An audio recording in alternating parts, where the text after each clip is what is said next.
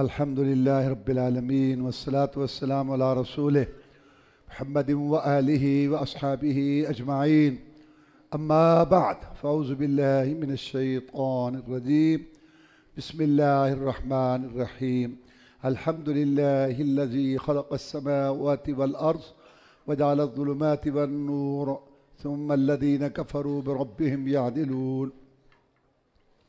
سورۃ الانعام مکی سورت ہے، ہجرت سے پہلے نازل ہوئی۔ اس سورت کا موضوع مکی صورتوں والا ہے۔ اللہ تعالیٰ پر ایمان، اس کی توحید کا بیان، ایک اللہ کے آگے جھکو، اسی سے مانگو، اور شرک کی مذمت، اور اللہ تعالیٰ کی بغاوت نافرمانی کی مذمت، اور اللہ کے اچھے اچھے نام ہیں اور اللہ تعالیٰ کی اچھی اچھی صفات ہیں۔ مسئلہ رسالت، نبی رسول آئے، کیا پیغام دیا، قوموں نے کیا کہا۔ مسئلہ آخرت، مرنا ہے پھر اٹھنا ہے، اور یہاں جو کیا اس کا جواب دینا۔ سورت کا نام الانعام ہے۔ الانعام جامع نام کی سے مراد ہیں چوپائے، بکری نرمادہ، بھیڑ نرمادہ، اونٹ نرمادہ، گائے نرمادہ، ان 8 جانوروں کا اس میں ذکر ہے، اس لیے سورت کا نام الانعام ہے۔ اللہ تعالیٰ نے سورت میں ارشاد فرمایا اپنے پیغمبر جناب محمد الرسول اللہ صلی اللہ علیہ وسلم کو خطاب کرتے ہوئے کہ وَإِن يَمْسَسْكَ اللَّهُ بِضُرٍّ فَلَا كَاشِفَ لَهُ إِلَّا هُوَ۔ اے اللہ کے رسول صلی اللہ علیہ وسلم، آپ پوری دنیا میں اعلیٰ افضل معزز مکرم مصفہ مطہر ہیں، صورت میں اجمل، سیرت میں اکمل ہیں۔ میں نے آپ کو چن کے منتخب کر کے بھیجا، آپ آسمانوں کے مہمان بنے، آپ کے اشاروں سے جنت کے دروازے کھلنے ہیں۔ نبوت رسالت آپ پر ختم کر دے گی، حمد کا جھنڈا آپ کے ہاتھ میں ہوگا، آپ مقام محمود پر فائز ہوں گے۔ یہ بڑی شان مقام ہے، لیکن اگر تمہیں بھی کوئی مصیبت آئے، میرے پیغمبر تمہیں بھی کوئی تکلیف آئے، میں مولا کے بغیر تیرا مشکل کشا کوئی نہیں۔ اگر رسولوں کے سردار کا مشکل کشا اللہ ہے تو کیا امتیوں کے مشکل کشا امتی ہوں گے؟ اللہ تعالیٰ نے یہ بات ارشاد فرمائی اپنے پیغمبر صلی اللہ علیہ وسلم کو خطاب کر کے کہ مشکل کشا حاجت روا میں ہوں۔ چنانچہ رسول اللہ صلی اللہ علیہ وسلم نے ہر مشکل گھڑی میں، بدر کا موقع ہو یا کوئی ہو، ایک اپنے اللہ کو پکارا اور امت کو بتایا کہ اگر میرا مشکل کشا وہ ہے تو میرے امتیوں تمہارا مشکل کشا بھی ایک اللہ ہے۔ تم نے بھی جب مصیبتیں دور کروانی ہو تو اسی سے کروانا۔ اس کے بعد اللہ تعالیٰ نے فرمایا کہ اے نبی صلی اللہ علیہ وسلم فَإِنَّهُمْ لَا يُكَذِّبُونَكَ وَلَكِنَّ الظَّالِمِينَ بِآيَاتِ اللَّهِ يَجْحَدُونَ۔ یہ تجھے نہیں جھٹلاتے، تجھے تو کہتے ہیں محمد صلی اللہ علیہ وسلم جس کی سب تعریف کرے، تجھے تو کہتے ہیں امین ہے، امانتدار ہے، تجھے تو کہتے ہیں سچا ہے، صداقت والا ہے۔ یہ تو قرآن پڑھتا ہے نا، ہماری آیات سناتا ہے، ان کا انکار کرتے ہیں۔ یہ تجھے نہیں جھٹلاتے، لیکن یہ ظالم اللہ کی ایتوں کو جھٹلاتے ہیں۔ ہر دور میں اہل حق نے جب اللہ کا پیغام پیش کیا، آج بھی جب اہل حدیث جو قرآن حدیث کی دعوت دیتے ہیں، لوگ کہتے ہیں کہ یار یہ لوگ بڑے اچھے ہیں، دوسروں سے ان میں فرق ہے، لیکن یہ باتیں اور کرتے ہیں۔ یہ جو باتیں کرتے ہیں نا، ان کی یہ ٹھیک نہیں ہے۔ نبی تجھے نہیں جھٹلاتے، قرآن کی ایتوں کو جھٹلاتے ہیں، ہمیں بھی نہیں جھٹلاتے۔ ہم جو پیغام قرآن حدیث کا پیش کرتے ہیں، توحید کا، شرک کی مذمت والا، اس کو جھٹلاتے ہیں۔ ہمیں تو کہتے ہیں بڑے اچھے لوگ ہیں، لیکن جب بات کرتے ہیں کہتے ہیں باتیں اور کرتے، کوڑوں کر دیں۔ یہ ہے اصل بات۔ اللہ نے کہا ہے نبی صلی اللہ علیہ وسلم تو بتا ان کو قُلْ لَا أَقُولُ لَكُمْ عِنْدِي خَزَائِنُ اللَّهِ، میں تمہیں نہیں کہتا کہ میرے پاس اللہ کے خزانے ہیں، میں رزق کا مالک ہوں، میں رزق تقسیم کرتا ہوں، تم مجھ سے رزق مانگو اور مجھ سے رزق طلب کر دو، میں خزانوں کا مالک ہوں۔ جب میں نے یہ دعویٰ ہی نہیں کیا کہ میں خزانوں کا مالک ہوں تو مجھے کیوں تانا دیتے ہو کہ تیرے پاس کھانے کو نہیں پورا ہوتا، تیرے ساتھیوں کے پاس جو ہے پورا، مجھے کیوں تانے دیتے ہو؟ میں نے دعویٰ کیا ہے کہ میں اللہ کے خزانوں کا مالک ہوں، خزانے تو اللہ کے پاس۔ اور نبی ان کو کہے ولا عالم الغیب، میں غیب کی باتیں نہیں جانتا، مجھے نہیں پتا کہ کیا ہونے والا ہے۔ جب میں نے غیب کا دعویٰ ہی نہیں کیا تو تم مجھے کیوں کہتے کہ بتا قیامت کب آئے گی؟ جو نبی کو نہ مانے اس پر جو ہے اللہ تعالیٰ کی طرف سے عذاب آتا ہے۔ ہم تجھے نہیں مانتے، اگر تو نبی ہے تو بتا کب عذاب آئے گا؟ میں نے دعویٰ کیا ہے کہ میں غیب جانتا ہوں۔ جب میں نے دعویٰ ہی نہیں کیا کہ میں غیب جانتا ہوں تو تم مجھے اس بات کا تانا کیوں دیتے ہو کہ تو بتا ہی نہیں سکتا کہ ہم پر عذاب کب آئے گا؟ وَلَا أَقُولُ لَكُمْ إِنِّي مَلَكٌ، نبی ان کو کہے میں فرشتہ بھی نہیں ہوں، جب میں نے یہ دعویٰ ہی نہیں کیا کہ میں فرشتہ ہوں تو مجھے تانا کیوں دیتے کہ تو کھانا بھی کھاتا ہے، پانی بھی پیتا ہے، بازاروں میں بھی چلتا ہے اور کہتا ہے میں رسول ہوں؟ میں نے کہا ہے کہ میں فرشتہ ہوں، جب میں نے دعویٰ ہی نہیں کیا کہ میں فرشتہ ہوں تو تم مجھے کھانے پینے کا اور بازاروں میں جانے کا دعویٰ کیوں دیتے ہو؟ تو پھر آپ کیا ہیں؟ ان اتبع الا ما یوحی الی، میں انسان، مجھے اللہ نے چن کے منتخب کر کے مجھ پہ وحی نازل کی اور میں وحی وہ سنانے والا ہوں، بتانے والا ہوں، اللہ کا رسول ہوں۔ تم چونکہ نہیں مانتے تو میرے بس میں تو نہیں ہے۔ کل کہہ دے حل یستوی الاعمی والبصیر، نبی ان کو کہہ دے اندھے اور دیکھنے والے برابر نہیں ہوتے۔ اب تمہارے اندر اگر بصیرت ہی نہیں ہے، توفیق ہی نہیں ہے ہدایت کی، تو میں کیا کر سکتا ہوں؟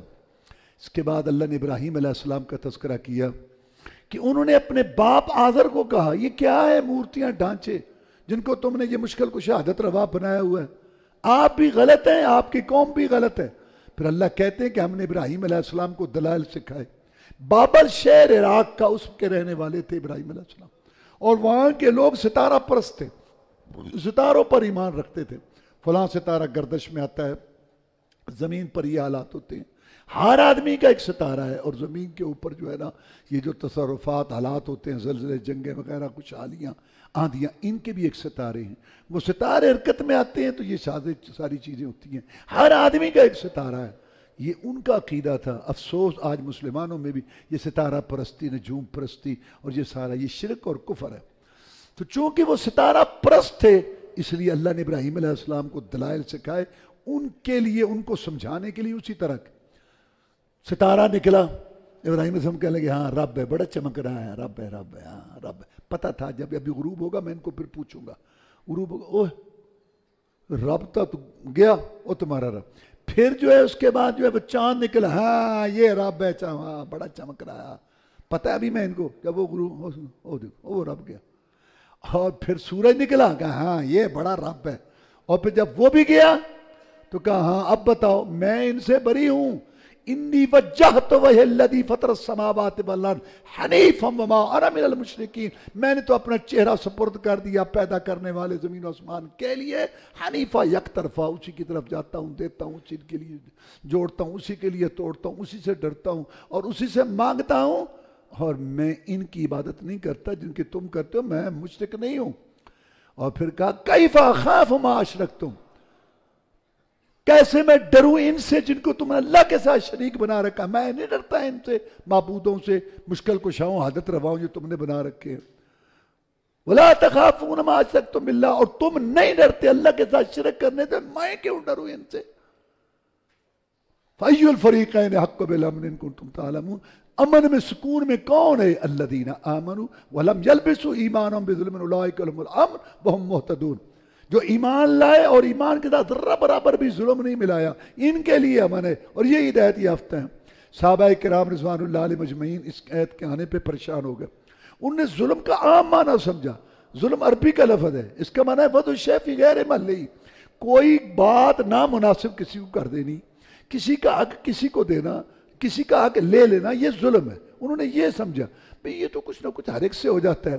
صحابہ ڈر گئے، رسول اللہ صلی اللہ علیہ وسلم نہیں تم نہیں سمجھے، یہ تو جو لقمان نے اپنے بیٹے کو کہا تھا نا، یا بنی لا تشرک باللہ ان الشرک لظلم عظیم، میرے بیٹے شرک نہ کر، شرک بہت بڑا ظلم ہے، یہ ظلم سے مراد شرک ہے۔ اور واقعی ظلم بہت بڑا ہے، جب ایک بندے کا حق دوسرے کو دے دینا یا اس سے لے لینا یہ ظلم ہے۔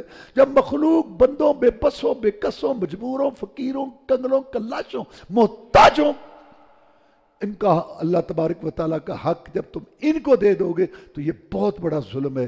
اس لیے کہا ان الشرک لظلم عظیم۔ امن میں وہ لوگ ہیں جن کے ساتھ ایمان کے ساتھ، عقیدے کے ساتھ انہوں نے شرک نہیں ملایا، اور جو شرک کرتے ہیں ان کو ہر ڈر لگتا ہے یہ چارپائی نہ الٹ دے، وہ گردن مروڑ دیتا ہے، یہ دودھ بھینسوں کا جو ہے نا وہ بند کر دیتا ہے، یہ ایسا نہ کر ایسا۔ اور جو موحد ہے کہتا کچھ بھی نہیں، ایک اللہ تبارک و تعالیٰ کا ڈر ہے، ایک کا خوف ہے، ایک کے آگے جھکنا ہے، ایک سے مانگنا ہے، اللہ ہی اللہ، علاقہ بھر مخالف ہو، فلک بھی ہو عدم میرا، بگڑتا کچھ نہیں یار اب نگاہ باؤں جو تو میرا۔ اس کو اس کا ڈر ہے، کبھی اس کا ڈر ہے، وہ نہ پکڑ لے، یہ نہ پکڑ لے، اس کا حصہ دینا تھا اس مہینے، اس کا اور سے ادھر حصہ ڈالنا تھا، ادھر ڈالنا تھا، وہ نہ ڈر جائے، یہ نہ ڈر جائے، ان کو یہ مسئلہ۔ اور جو موحد ہے وہ کہتا ہے سارے اللہ کے بندے محتاج ہیں، ایک اللہ سب کچھ کر دو، اس کو کوئی مسئلہ ہی نہیں، کوئی۔ اور یہ کہتے ہیں کہ یہاں سے نا کوئی پتہ نہیں توڑ سکتا، یہاں سے یہ کچھ ٹیر نہیں توڑ، یہ نہیں کر سکتا، اور جب موہ جا کے توڑ لیتا ہے، ہاں اب بتاؤ کہ بزرگ ملیا سی خواب تو نہ کہ انہوں میں کچھ نہیں کہنا، ہاں تسی ڈرو بھی صحیح تے مرو بھی صحیح، پھنسو بھی صحیح، اور جو ہے نا کچھ امن ان کے لیے جن کے توحید عقیدہ ہے۔ یہی بات اقبال کہتا ہے، ایک سجدہ جس کے تو گراں سمجھتا ہے 1000 سجدہ سے دیتا ہے رجا، ایک رب کے آگے جھک اور تجھے امن اور سکون حاصل ہو جائے ہمیشہ کے لیے۔ اللہ فرماتے ہیں وَتِلْكَ حُجَّتُنَا آتَيْنَا إِبْرَاهِيمَ، یہ دلیلیں تھیں جو ہم نے ابراہیم کو سکھائی تھی۔ یہاں بعض تفسیروں والوں نے لکھا ہے اور بعض بیان بھی کرتے ہیں، یہ ابراہیم علیہ السلام کو نا پتہ نہیں چل رہا تھا کہ رب کون ہے، غار میں تھا، وہاں اس کی پرورش ہوئی، دیکھا ستارے کو، اس کی پوجا شروع کر دی، پھر غروب ہو گیا، نہیں یہ تو نہیں، پھر چاند، انا للہ و انا۔ ہر نبی رسول شروع سے اللہ کی تربیت میں ہوتا ہے، نبی سے کبیرہ گناہ بھی نہیں ہوتا کبھی، نبوت رسالت سے پہلے بھی۔ مکے والوں سے پوچھا تھا رسول اللہ صاحب نے، میں نے اتنی زندگی گزاری ہے، حل وجدتمونی صادقا و کاذبا، کیا تم نے مجھے سچا پایا یا جھوٹا؟ انہوں نے کہا آج تک ہم نے ایسا سچ بولنے والا دیکھا نہیں، نہ کسی ماں نے اپنی گود میں کھلایا۔ نبی اللہ کی تربیت میں ہوتا، یہ نہیں ہو سکتا کہ ابراہیم صاحب پہلے شرک کرتے ہوں، یہ غلط بات ہے۔ یہ تو ان کو سمجھانے کے، جیسے ایک آدمی کھڑا ہوا علی حجویری کی قبر پر جس کو لوگ داتا کہتے ہیں، اے داتا، اچھا اے داتا ہے، ہاں اچھا یہ دیندا ہے، ہاں اچھا یہ سارے دی مدد کرتا ہے، جی جی مدد کرتا ہے، تو تھوڑی دیر بعد چندہ منگ، یا تسی چندہ کیوں مانگ رہے ہو؟ پھر یہ جو سارے دیندا تو چندہ کیوں مانگ دے؟ وہ تو اسی سوچے ہی نہیں سی۔ اچھا یہ نگری داتا دی، اچھا یہ یعنی آج میں بتا رہا ہوں، آدمی گفتگو کرتے ہوئے ایسے بات کرتے، اچھا یہ سب کی حفاظت کرتے ہیں؟ ہاں ہاں لاہور کی، ہوں سارے لاہور کی، اچھا سب کو بچاتا ہے؟ ہاں اچھا تو خود یہاں باڑ لگا رکھی ہے سارے اور تالے لگائے، کہنا نہیں وہ تو پھر سانوں حفاظت کرنی پڑنی تھی، مت ماری رہندی مشرق دی عزت جاری رہندی۔ اچھا یہ سارے لاہور کی حفاظت کرتے؟ کہتے ہیں ہاں۔ کہتے وہ مینار گرا تھا، 200 آدمی مر گئے تھے، کوئی زخمی ہوئے تھے، بتا بھی نہیں دیا بھی چلو مینار آ رہا ہے بھاگ جاؤ، کہتے وہ تو عمرے تے گئے سب۔ یعنی کہنے کا مقصد یہ ہے کہ یہ جو باتیں ہیں نا ایسے بسا اوقات سمجھانے کے لیے اس طریقے سے انداز اختیار کرنا پڑتا ہے۔ یہ ابراہیم کا اپنا ذاتی عقیدہ نہیں تھا، یہ ان کو سمجھا رہا تھا۔ اللہ کہتا ہے یہ دلائل ہیں جو ہم نے ابراہیم کو سکھائے علیہ السلام۔ پھر اللہ نے 18 پیغمبروں کا ذکر کیا، 18 پیغمبر، 25 پیغمبروں کا ذکر ہے قرآن میں، 18 پیغمبروں کا ذکر کیا اور آخر میں کہا وَلَوْ أَشْرَكُوا لَحَبِطَ عَنْهُمْ مَا كَانُوا يَعْمَلُونَ، اگر وہ بھی شرک کرتے ان کے بھی اعمال ضائع برباد ہو جاتے۔ کہتے ہیں قرآن میں عذاب قبر کا ثبوت کوئی نہیں، قرآن میں 7 آیتیں ہیں عذاب قبر کی، ایک یہ ہے کہ وَلَوْ تَرَىٰ إِذِ الظَّالِمُونَ فِي غَمَرَاتِ الْمَوْتِ وَالْمَلَائِكَةُ بَاسِطُو أَيْدِيهِمْ أَخْرِجُوا أَنفُسَكُمْ الْيَوْمَ تُجْزَوْنَ عَذَابَ الْهُونِ، جب یہ فرشتے جانیں نکالیں گے ان ظالموں کی تو کہیں گے آج ہی تمہیں عذاب ہوگا، تو جان نکلتے ہی جو عذاب ہے وہ قبر کا ہے، باقی قیامت کا عذاب تو آخر میں ہوگا۔ پارے کے آخر میں اللہ نے فرمایا وَنُقَلِّبُ أَفْئِدَتَهُمْ وَأَبْصَارَهُمْ كَمَا لَمْ يُؤْمِنُوا بِهِ أَوَّلَ مَرَّةٍ، انہوں نے ہماری ہدایت سے روگردانی کی، ہدایت کو قبول نہیں کیا، بار بار خطبے سنے، درس سنے، یہ نماز پڑھ سکتے تھے، عقیدہ توحید اختیار کر سکتے تھے، حلال کی راہ اختیار کر سکتے تھے، سچ امانت کی راہ اختیار ہو رہا ہے، کچھ نہیں، یہ جہاں ڈٹا اگلا کرے ڈٹا، دیکھی جائے گی، جب بار بار انہوں نے ہدایت کو رد کیا، میں مولا ناراض ہو گیا اور مجھے حق پہنچتا ہے، میں جو چاہوں سزا دوں، تو سب سے بڑی خطرناک سزا میری یہ ہے وَنُقَلِّبُ أَفْئِدَتَهُمْ ابصار، ہم ان کے دل پھیر دیتے ہیں ہدایت سے، پھر ان کو ہدایت نصیب نہیں ہوتی۔ وجہ كَمَا لَمْ يُؤْمِنُوا بِهِ أَوَّلَ مَرَّةٍ، جیسے وہ پہلے ایمان نہیں لائے، ہم نے بطور سزا کے ان کو اپنے ایمان ہدایت سے محروم کر دیا۔ آگے اللہ فرماتے ہیں وَإِن تُطِعْ أَكْثَرَ مَنْ فِي الْأَرْضِ يُضِلُّوكَ عَنْ سَبِيلِ اللَّهِ، اے پیارے پیغمبر صلی اللہ علیہ وسلم، اکثریت ہمیشہ گمراہ ہوتی ہے۔ اگر تو نبوت والا، رسالت والا، وحی والا، قرآن والا، شان والا، اگر تو بھی اکثریت کے پیچھے چلے، 8ویں پارے کی شروع کی آیت ہے، اگر تو بھی اکثریت کے پیچھے چلے تجھے بھی گمراہ کر دے۔ قرآن بھی اکثر لوگ نہیں جانتے، اکثر لوگ بے وقوف ہیں، اکثر لوگ مشرک ہیں، اکثر لوگ نافرمان، تھوڑے لوگ نصیحت حاصل کرتے ہیں، تھوڑے لوگ ایمان لاتے ہیں، اور تھوڑے لوگ جو ہے وہ شکر کرتے ہیں۔ اکثریت تمہیں دیکھو، ساری دنیا متفق ہے کہ جھوٹ بری چیز ہے، جھوٹ بولنے والے زیادہ ہیں کہ نہ بولنے، ساری دنیا متفق ہے کہ نماز ضرور پڑھنی چاہیے، آگے اختلاف ہے کیسے ایسے، تو نماز پڑھنے والے زیادہ یا نہ پڑھنے، ساری دنیا متفق ہے کہ حلال کھانا چاہیے، اب دیکھ لو حلال کھانے والے زیادہ، ہمیشہ اکثریت گمراہ، اکثریت غلط، اکثریت جو ہے وہ غلط ہوتی ہے، ہمیشہ حق پر تھوڑے لوگ ہوتے ہیں۔ تو بات یہ ہے کہ اللہ کیا کہتا ہے، اس کا رسول کیا کہتا ہے، چاہے آپ اکیلے ہیں گھر میں، گلی محلے میں، آپ حق پر ہیں۔ اللہ نے ابراہیم علیہ السلام کو کہا ان ابراہیم کان امہ، ابراہیم اکیلا ہی جماعت تھا۔ اور اکثریت اگر غلط ہے تو غلط ہے، تو یہ کوئی دلیل نہیں ہے، اکثریت کی دلیل قرآن اور حدیث ہے۔ اس کے بعد اللہ تعالیٰ نے مشرکوں کا ایک عمل بتایا، وَجَعَلُوا لِلَّهِ مِمَّا ذَرَأَ مِنَ الْحَرْثِ وَالْأَنْعَامِ نَصِيبًا، یہ کھیتی میں حصہ رکھتے تھے، اپنے معبودوں کا بھی اور اللہ کا بھی۔ فَقَالُوا هَذَا لِلَّهِ بِزَعْمِهِمْ وَهَذَا لِشُرَكَائِنَا فَمَا كَانَ لِشُرَكَائِهِمْ لا يسر اللہ وما كان للہ فهو يسر اللہ شرکائهم ساء ما يحكمون۔ کھیتی میں یہ معبود و مشکل کشاؤں داتوں کی ہے، یہ اللہ کی ہے۔ اور جب اللہ والی کھیتی خراب ہو جاتی، کوئی تو نہیں، اللہ تو پھر اللہ ہی ہے نا، ادھر سے ادھر نہیں دیتے تھے۔ اور جب معبود و مشکل کشاؤں کی ان کی خراب ہو جاتی، کہتے بیچارے فقیر نے پھر رب کا حصہ ادھر دے دیتے۔ اللہ کہتے ہیں آج کھیتی میں بھی حصہ رکھتے تھے، جانوروں میں بھی۔ اور امت محمد صلی اللہ علیہ وسلم کلمہ شریف پڑھنے والے ساتھ پشتی بنا، یہ ان سے بھی آگے بڑھ گئے۔ انہوں نے کھیتی میں حصہ رکھا، جانوروں میں، یہ اولاد میں رکھتے ہیں۔ بچہ ہوتا ہے 6-7 سال کا، آپ نے دیکھا سارے بال مونڈے، ایک لمبی سی لٹ، یار یہ نہیں وہ دولت شاہ نے دیتا سی نا، تو داتا نے تو باپ پھر اتھے جا کے منا، ہاں یہ اولاد میں بھی حصہ رکھتے ہیں۔ وہ مشرک تھے، یہ پڑھ مشرک ہے۔ اس کے بعد اللہ تبارک و تعالیٰ نے یہ بیان کیا کہ اللہ کے ساتھ شرک نہ کرو، والدین کے ساتھ نیکی کرو، صحیح تولو، ماپ تول میں کمی نہ کرو، یتیم کا مال نہ کھاؤ، قتل نہ کرو، بے حیائیوں کے قریب نہ جاؤ۔ ایک دفعہ رسول صلی اللہ علیہ وسلم نے سیدھی لکیر کھینچی اور 2 دائیں کھینچی، 2 بائیں کھینچی، فرمایا یہ سیدھی لکیر میری راہ ہے، دائیں بائیں گمراہی کے راستے ہیں، اس پر چلتے ہیں نا، تمہاری میری حوض کوثر پر ملاقات ہو جائے۔ آگے کہا قل ان صلاتی ونسکی ومحیایا ومماتی للہ رب العالمین، نبی ان کو اپنا عقیدہ بتا، میری نمازیں اور میری قربانیاں، میرا جینا مرنا صرف ایک اللہ کے لیے، بھائی موسیٰ علیہ السلام، باپ ابراہیم علیہ السلام کے لیے نہیں۔ سورہ الاعراف یہ بھی مکی ہے، ہجرت سے پہلے نازل ہوئی ہے۔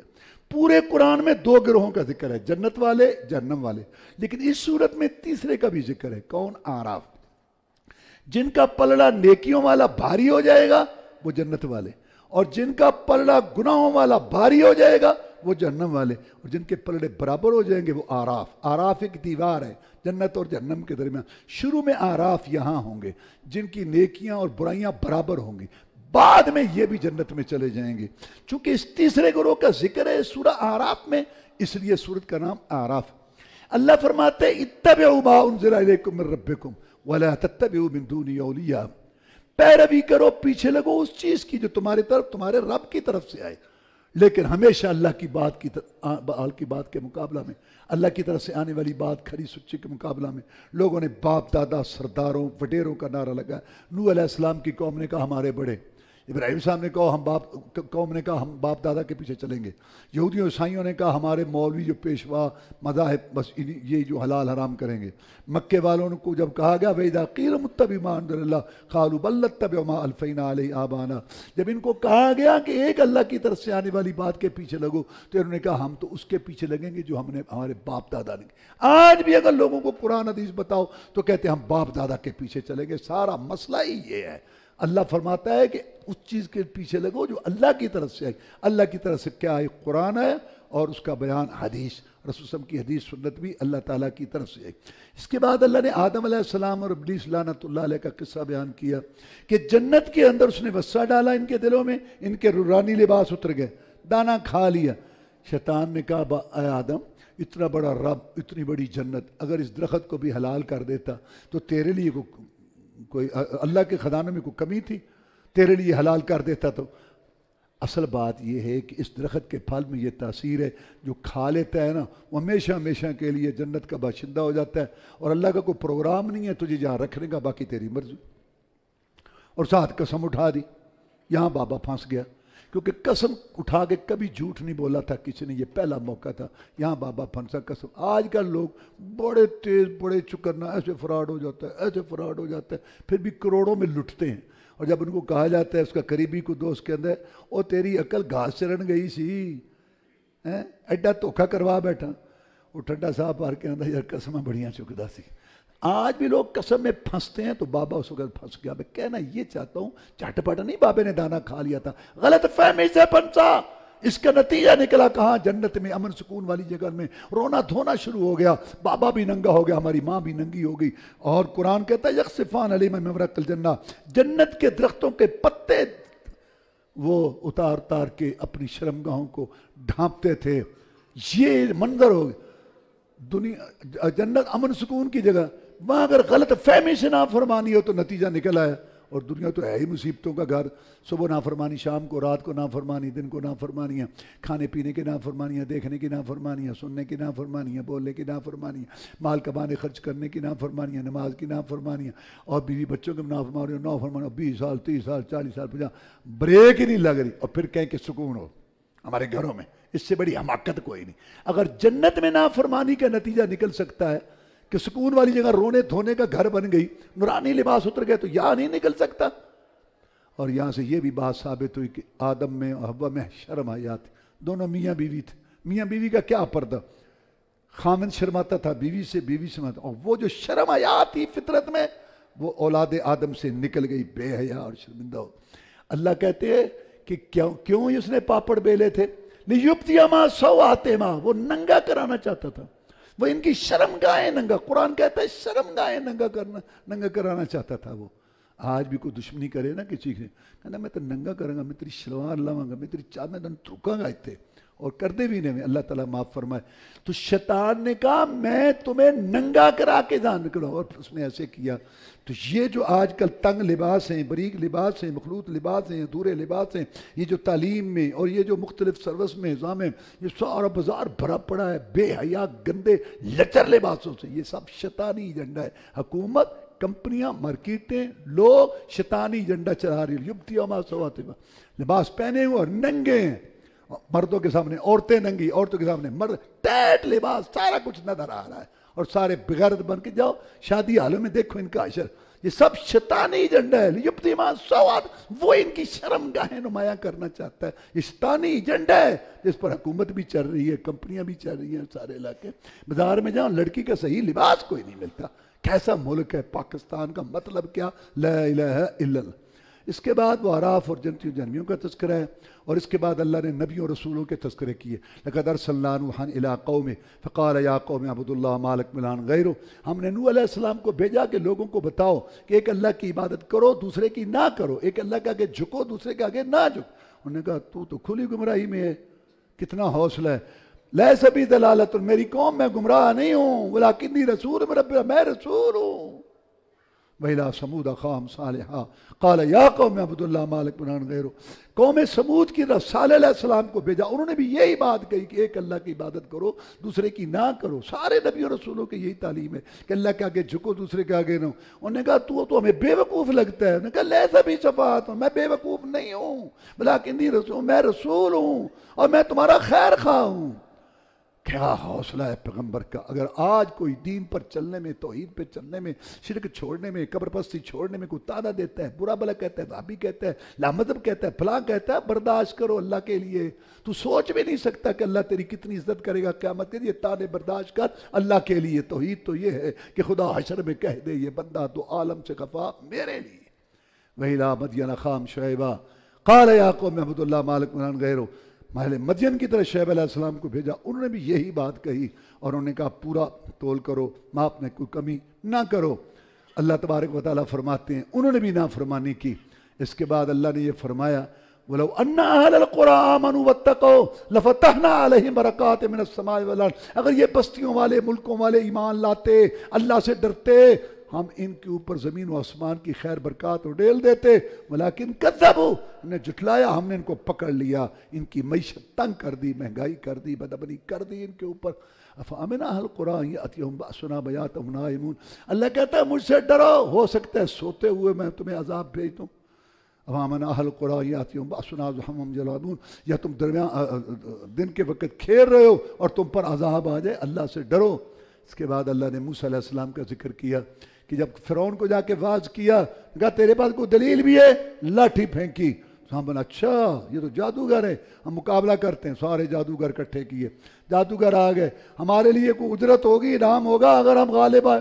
تو تم میرے مقرب بن جاؤ گے، اس سے میری جان چھڑاؤ۔ انہوں نے کہا کہ موسیٰ کاروار کیا ہے ڈال، موسیٰ علیہ السلام نے کہا نہیں تم ڈالو۔ انہوں نے اپنی رسیاں اور لاٹھیاں پھینکی، وہ لوگوں کو حرکت، سہارو بھی آجنا، لوگوں کی آنکھوں پہ جادو ہو گیا، ایسے حرکت کرتے نظر آتی تھی۔ موسیٰ علیہ السلام نے لاٹھی ڈالی، اللہ نے اس کو حقیقی سانپ بنایا، وہ سارا کچھ جو تھا وہ نگل گیا، سارا کھا گیا۔ جادوگروں نے سوچا، وہ تو جادوگر تھے، ان کو تو ان کی چیزیں اصلی شکل میں نظر آ رہی تھی، لوگوں کو حرکت کرتی نظر آ رہی تھی۔ انہوں نے کہا کہ یہ جو ہے نا یہ رسول ہے۔ جادو اور معجزے میں یہ فرق ہے، معجزے میں چیز کی حقیقت بدل جاتی ہے اور جادو میں چیز کی حقیقت نہیں بدلتی۔ اس لیے وہ سمجھ گئے کہ یہ ہم نے تو یہ کیا تھا، ہمیں تو اصلی شکل میں نظر آ رہی ہے، چیزوں کی حقیقت نہیں بدلی، لیکن اس کی لاٹھی حقیقی صاحب یہ رسول ہے۔ وہ جھک گئے اور اللہ کے سامنے انہوں نے سجدہ کیا۔ انہوں نے کہا اور ہم ایمان لائے، انہوں نے کہا رب العالمین پر جو موسیٰ اور ہارون کا رب ہے۔ یہ کہنے لگے اچھا آمن تم لوگ، فرعون کہتے ہیں ایمان لائے ہو، میری اجازت سے پہلے نورا کشتی ہے، تم اس سے ملے ہوئے ہو، تمہاری سیٹنگ تھی آپس میں، یہ تمہارا بڑا ہے۔ حالانکہ اس بیوقوف کو پتا تھا کہ موسیٰ سیدھا ان کے پاس علیہ السلام، اس کے پاس فرعون کے پاس آیا، کہاں ایک ایک جادو سے جا کر اس نے سیٹنگ کی۔ ہمیشہ اقتدار والے کرسی والے لوگوں کو بیوقوف بناتے ہیں، اس نے بیوقوف بنایا۔ یہ نورا کشتی ہے جو تم نے سے، میں ابھی تمہارے ہاتھ پاؤں کاٹوں گا اور میں تمہیں سزا دوں گا، تم نے میرے مشورے کے بغیر۔ انہوں نے کہا تو نے جو کرنا ہے کر لے، ہم ایک اللہ پر ایمان لائے، تو ہماری دنیا تباہ کرے گا، ہم تیری آخرت تباہ کر۔ اس کے بعد اللہ کہتے ہیں کہ ہم نے فرعونیوں پر بڑے عذاب بھیجے، مینڈک، خون، جوئیں، مختلف قسم کی چیزیں، اور پھر جب مصیبت آتی تو کہتے موسیٰ رب سے دعا کر اب ہم ٹھیک ہو جائیں گے۔ جب موسیٰ ہم دعا کرتے ٹھیک، پھر وہ ویسے۔ اللہ کہتے ہیں ہم نے موسیٰ علیہ السلام کے التفات نا 30 راتیں وعدہ کیا کہ وہ آئیں ہمارے پاس، ہمارے ساتھ گفتگو کریں پردے کے پیچھے طور پر، پھر 10 راتیں اور بڑھا دی۔ بات کرتے کرتے کرتے کرتے جب شوق اور بڑھا نا، کہنے لگے اللہ میں تجھے دیکھنا چاہتا ہوں، رب ارنی انظر الیک، یا اللہ میں تجھے دیکھنا چاہتا ہوں۔ اللہ نے کہا لن ترانی، تو مجھے نہیں دیکھ سکتا، ولکن انظر الی الجبل فإن استقر مکانہ فسوف ترانی، اگر تو دیکھ پہاڑ کی طرف، اگر یہ اپنی جگہ پر ٹھہرا رہا تو تو مجھے دیکھ رہے گا۔ فلما تجلی ربہ للجبل، جب اللہ نے تجلی کی پہاڑ پر تو پہاڑ ریزہ ریزہ ہو گیا، فخر موسیٰ صاعقہ، اور موسیٰ علیہ السلام بے ہوش ہو کے گر پڑے۔ جب ہوش ہے کہا سبحانک یا اللہ تو پاک ہے، میں ایمان لائے، اب میں یہ سوال نہیں کروں گا۔ تو دنیا کی آنکھ موسیٰ علیہ السلام کی ہو، محمد رسول اللہ علیہ وسلم کی ہو، اللہ کو نہیں دیکھے۔ جنت میں دیدار ہوگا سب سے زیادہ رسول اللہ علیہ وسلم کو، باقی نبی و رسولوں کو، اور اس کے بعد جو ہے وہ جنتیوں کو ہوگا۔ اب یہاں ہمارے ہاں کیا عقیدہ ہے ہندوستان پاکستان میں، کہتے یہ جو بزرگ ہے نا اس کے اندر رب ہے، چاچڑ وانگ مدینیاں تے کوٹ مٹھن بیت اللہ، ظاہر دے وچ پیر فریدن تے باطن دے وچ اللہ، لا حول ولا قوت الا باللہ۔ اور یہاں ایک تجلی آئی، طور پہاڑ پھٹ گیا، موسیٰ گر گئے، یہاں پورا رب اس کے اندر ہے، یہ پھٹتا ہی نہیں۔ یہ بالکل غلط بات تم نے کہاں سے لے لی ہے، یہ بات بالکل غلط ہے۔ اور اس کے بعد اللہ نے ہمارے نبی صلی اللہ علیہ وسلم کی شان بیان کرتے ہوئے فرمایا الذین یتبعون الرسول النبی الامی الذی یجدونہ مکتوبا عندہم فی التوراۃ والانجیل یأمرہم بالمعروف وینہاہم عن المنکر ویحل لہم الطیبات ویحرم علیہم الخبائث ویضع عنہم اصرہم والاغلال التی کانت علیہم۔ ویسا نبی ہے، رسول ہے، امی ہے، اچھائی کا حکم کرتا ہے، برائی سے وہ روکتا ہے، حلال چیزیں حلال کرتا ہے، خبیث گندی چیزیں حرام کرتا ہے، اور اس کے تذکرے تورات اور انجیل میں بھی ہیں، اس کی صفتیں پہلی کتابوں میں بھی ہیں۔ پھر فرمایا قل یا ایھا الناس انی رسول اللہ الیکم جمیعا، نبی کہہ دے ان لوگوں کو، حاکم محکوم، خادم مخدوم، پیر مرید، امام مقتدی، عربی اجمی، شہری ذاتی، سب قریب اللہ کا رسول ہوں۔ کسی کی نماز نیاز روزہ حج قبول نہیں جب تک اس پر میں محمد کی مہر نہ ہو صلی اللہ علیہ وسلم۔ اس کے بعد بنی اسرائیل کے ایک طبقے کا ذکر کیا، ہفتے کا دن تک ان پر حرام تھا کہ شکار نہیں کرنا، رہتے تھے سمندر کے کنارے، کیا کرتے مچھلی گھر بنا لیے، جو ہفتے کو مچھلیاں آتی ساری پھنس جاتی، اتوار کو جا کے پکڑ لیتے۔ 3 گروہ ہو گئے، ایک شکار کرنے والے، ایک روکنے والے، ایک صوفیاں دا ٹولہ، جہاں کو لگا لگا رہنے دو، جہاں کو لگا لگا رہنے دو، کسی کو کچھ نہ کہو، جہاں کو لگا لگا رہنے دو۔ یہ جو صوفیوں کا ٹولہ، اللہ تعالیٰ فرماتے ہیں انجین الذین ینہون عن السوء، جب رب کا عذاب آیا وہی بچے جو روکتے تھے، باقی سب تباہ ہو گئے. جیسے کوئی حدیث میں رسول نے فرمایا روکنے والے اور لڑنا نہیں ہوتا, کسی کے گلے نہیں پڑنا ہوتا, لیکن بات تو کہو کہ یہ غلط ہے, یہ رات ہے, یہ دن ہے, یہ کیا ہوئی بات, یہ کوئی بات ہی نہیں کرنی. حدیث میں ہے کہ کچھ لوگ اوپر تھے جہاز کے حصے میں اور کچھ نیچے بھی تھے. جو نیچے والے تھے نا وہ اوپر جاتے تھے پانی لینے, تو وہ کہتے یہاں آ جاتے ہو پانی, تو ہم نیچے سے نکال لیتے ہیں. اب اگر وہ نیچے سے پھٹے اکھیڑیں پانی لینے کے لیے, اوپر والے دیکھ رہے ہیں, اگر کہیں سانوں کی جتنے کو لگا رہے ہیں, جتنے کو لگا, پھر پانی آئے گا سارے غرق ہو جائیں گے. اگر اس کو روکے کہ یار ہمارے حصے کا بھی پانی لے لو تو وہ بھی بچ جائیں گے, ان کو بھی بچا دیں. آگے اللہ نے فرمایا والذین یمسکون بالکتاب واقاموا الصلاۃ انا لا نضیع اجر المصلحین. جو لوگ قرآن سنت پہ چلتے ہیں اور نماز قائم کرتے ہیں, ہم ان اصلاح کرنے والوں کا اجر ضائع نہیں کریں گے. اس کا مطلب جو نماز پڑھتے ہیں, جو قرآن کی باتیں وہ اصلاح والے. آج کل جو قرآن کی بات کرے, حدیث کی کرے, شرک کی مذمت کرے تو کہتے ہیں فسادی نے روڑا پایا. اللہ کہتے ہیں یہ اصلاح والے ہیں, جن کو اصلاح والے ہیں تم ان کو فسادی کہہ رہے ہو. اس کے بعد اللہ تبارک و تعالیٰ نے ارشاد فرمایا قل لا املک لنفسی نفعا لا ضرا الا ما شاء اللہ ولو كنت اعلم الغیب لاستكثرت من الخیر وما مسنی السوء ان انا الا نذیر وبشیر لقوم یؤمنون. پیغمبر ان کو کہہ دے کہ میں اب تو اپنی جان کے لیے بھی نفع نقصان کا مالک نہیں ہوں. اگر میں جان کسی چیز کا مالک ہوتا تو میں ساری بھلائیاں اکٹھی کر لیتا. اگر میں غائب جانتا ساری بھلائیاں اکٹھی کر لیتا, مجھے کوئی تکلیف نہ آتی, میری بیوی پر تہمت نہ لگتی, مجھے پتھر نہ لگتے, میرے 70 صحابہ شہید نہ ہوتے. میں تو ڈراتا ہوں ہاں مجرموں کو جہنم سے, خوشخبری دیتا ہوں نیک لوگوں کو جنت کی. میں مشکل کشا حاجت روا نہیں ہوں. اور سورت کے آخر میں فرمایا وَإِذَا قُرِئَ الْقُرْآنُ فَاسْتَمِعُوا لَهُ وَأَنصِتُوا لَعَلَّكُمْ تُرْحَمُونَ. جب قرآن پڑھا جائے تو خاموشی سے سنو, شور نہ کرو تاکہ تم پر رحم کیا جائے. یہ آیت آئی ہے اس آیت کے مقابلہ میں جو 24 پارے میں آ رہی ہے. کافروں نے کہا لا تسمعوا لهذا القرآن, 3 باتیں, قرآن نہ سنو, والغوا فیہ, شور کرو, لعلکم تغلبون, تاکہ تم غالب آ جاؤ. قرآن نے کہا نہ, یہ کوئی طریقہ ہے. قرآن جب پڑھا جائے سنو, شور نہ کرو تاکہ تم پر رحم کیا جائے. اب ہمارے بھائی کہتے ہیں کہ امام کے پیچھے سورۃ فاتحہ نہیں پڑھنی چاہیے کیونکہ اللہ کہتے ہیں جب قرآن پڑھا جائے تو چپ رہو. پہلی بات ہے کہ یہ آیت اتری ہے سورۃ اعراف میں مکی, اور نماز کی سورۃ فاتحہ کی حدیثیں بیان کرنے والے صحابہ مسلمان ہی مدینے میں ہوئے. اور دوسری بات ہے یہاں جب قرآن پڑھا جائے تو پھر زور اثر میں تو قرآن نہیں پڑھا جاتا, تو اس وقت سورۃ فاتحہ کیوں نہیں پڑھتے؟ مغرب کی تیسری رکعت, عشاء کی آخری 2 رکعتوں میں کیوں نہیں پڑھتے؟ تو یہ آیت فاتحہ سے نہیں روکتی. اگر یہ روکتی ہوتی تو نبی 12 حدیثوں میں نہ کہتا کہ سورۃ فاتحہ پڑھو. یہ حنفی جو ہمارے بھائی ہیں نا, ان کے آگے 2 شاخیں ہیں, اوپر سے ایک ہے, آگے 2, ایک بریلی ایک دیوبندی. دیوبند ایک شہر ہے وہاں مدرسہ تھا پڑھنے والے, وہاں دیوبندی. بریلی ایک شہر ہے جو وہاں پڑھے وہ بریلوی. بریلویوں کا بڑا مولوی ہے پیر کرم شاہ الازہری, اس کی تفسیر ہے ضیاء القرآن. اور دیوبندیوں کا بڑا مولوی ہے عبد الماجد دریابادی, اس کی تفسیر ہے تفسیر ماجدی, انگریزی میں بھی اردو میں.